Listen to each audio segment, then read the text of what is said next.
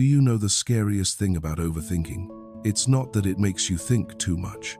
It's that it makes you suffer over things that haven't even happened. Just one delayed reply, and your mind starts imagining, do they not care about me anymore? Just one cold glance, and you create dozens of scenarios in your head. And in the end, the thing that exhausts you isn't reality. It's the war inside your own mind. There are people who look completely normal on the outside. They still go to work, still laugh and talk, still show up online every day. But inside their minds, there has never really been silence. Every night feels like a trial. They replay and analyze every single word, blame themselves for the past, worry about a future that hasn't arrived yet, afraid of losing the people they love, afraid of being judged, afraid of failure, afraid of not being good enough. And the saddest part is, most of that pain has never actually happened in real life. It only exists in the mind. In Buddhism, this is called an untrained mind. The Buddha once taught, no one can harm you more than your own uncontrolled mind. It sounds gentle, but if you really think about it, it's a terrifying truth. Because many people spend their entire lives without ever escaping the noise inside their own heads. They wake up with anxiety, eat with anxiety, love with anxiety, even sleep with anxiety, as if their minds have never truly had a moment of rest. There was once a young man who sought out a monk in the mountains. He said, "I'm so tired. My mind never stops thinking. I think about the past and feel regret. I think about the future and feel afraid. I don't know how to make it stop." The monk didn't answer. He simply led the young man to a lake. At that moment, strong winds were blowing across the water. The surface rippled constantly. The monk asked, "Can you see the bottom of the lake?" The young man replied, "No." The monk stayed silent for a long time before saying, "Your mind is the same. When the water is constantly disturbed, you will never see anything clearly." Then he picked up a leaf and gently placed it on the surface of the water. The leaf was constantly carried away by the waves. People who overthink are just like this leaf. The moment a small thought appears, the mind is immediately swept away. One careless comment is enough to keep them overanalyzing all night. One thing that hasn't even happened yet is enough to make them suffer in advance. That's why many people haven't experienced a real tragedy, yet their minds have been living in pain for a very long time. And the most dangerous part is this: overthinking often pretends that it's helping you. It makes you believe, if I analyze things enough, maybe I can avoid suffering. But the truth is the opposite. The more you try to control everything through thinking, the more peace you lose, because life is not something that can be completely solved by thinking harder. Some things become more confusing the more you try to understand them. The tighter you try to hold on, the more you lose. The more you try to control everything, the more it hurts. And that is the psychological trap so many people are stuck in every single day without even realizing it. There's a strange truth about human beings. We often suffer twice. One time because of what actually happened, and hundreds of other times because of the thoughts we create ourselves.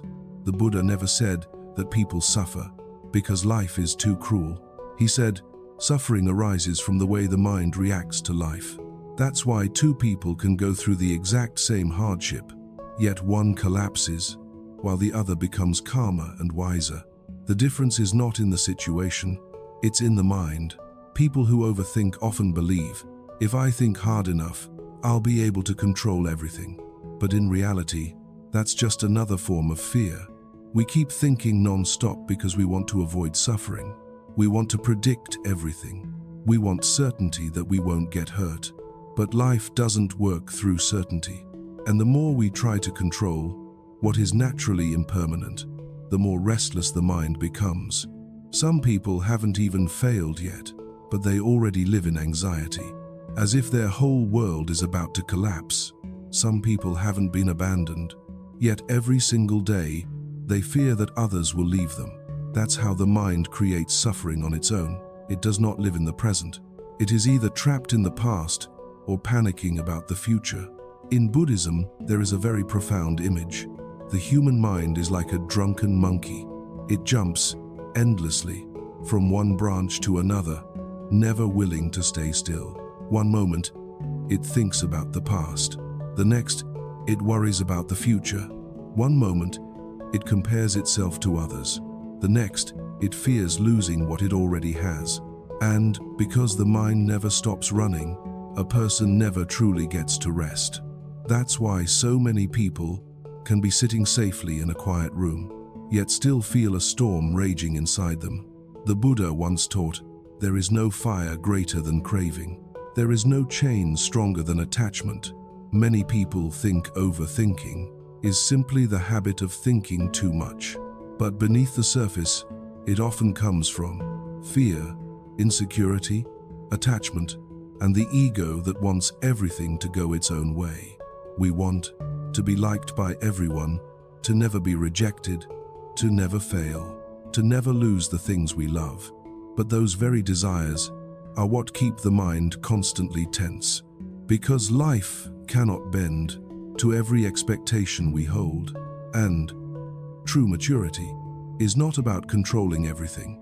It's about being aware enough to accept that some things are simply beyond our control. A Zen master once said, pain is unavoidable, but prolonged suffering comes from the mind clinging to it. That statement is terrifying in its own way, because sometimes a painful event only lasts a few minutes, yet a person can continue suffering for years afterward, simply through their own thoughts. We replay old memories, reanalyze old conversations, blame ourselves, imagine worst-case scenarios. It's like locking ourselves inside a room with no way out. But what the Buddha taught was not stop thinking completely, because the human mind is naturally made to think. What truly matters is this: not every thought that appears in your mind is the truth. Some thoughts are nothing but fear. Some are only temporary emotions. Some thoughts come and go, like clouds drifting across the sky. If you try to hold on to all of them, your mind will become a room filled with noise. But when you begin to observe your thoughts, instead of being dragged around by them, you'll notice something strange. It's not that life changes first. It's that something inside you starts to feel lighter. And maybe right now, someone out there is exhausted from the voice inside their own head every night. If you've ever overthought everything, hurt yourself with your own imagination, or felt like your mind has never truly been able to rest, comment 1 below as a reminder to yourself that some of the greatest battles in life don't happen out in the world. They happen inside our own minds. There are some people, the harder we try to forget them, the more we remember. The harder we try to let go, the more it hurts. And eventually, many people begin blaming themselves. Why am I so weak? Why have they already moved on while I'm still stuck here? Why is just one memory enough to shake my entire heart? But from the perspective of Buddhism, the problem is not that you still remember someone. The problem is that your mind is still clinging to a version of the past that no longer exists. We often think we miss a person, but in reality, sometimes what we truly cannot let go of is the feeling of once being loved, the days when we were happy, or even the person we used to be, when we were still with them. That's why some people have been gone for a very long time. Yet in our hearts, they never truly disappear, because memories do not live only in the mind. They live in emotions. The Buddha once taught, all suffering comes from attachment. We suffer because we keep wanting things to return to the way they used to be. We want the person from the past to love us the way they once did.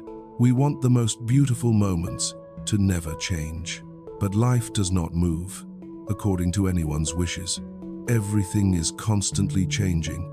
Every single day, people change, feelings change, relationships change, and even we ourselves are no longer the same person we were yesterday. When we truly understand that, we begin to see separation differently. We no longer see it as the end of life itself, but simply as a natural part of the journey of growing up. Some people come into our lives to stay, but others come only to teach us a lesson before they leave. And sometimes, the greatest lesson they leave behind is learning how to love without losing yourself. Learning to accept that not everything beautiful is meant to belong to us forever. That is not pessimism, that is awakening. Because when we stop trying to hold on to what is already leaving, the heart slowly begins to feel lighter, and maybe right now, you still haven't truly let go. That's okay. The Buddha never taught people to force themselves to forget immediately. He only taught this: see things as they truly are. They come, then they go. They bloom, then they fade. They meet, then they part. That is the nature of life. And sometimes, the thing keeping us trapped is not another person. It is our own mind, constantly returning to the past and hurting itself all over again.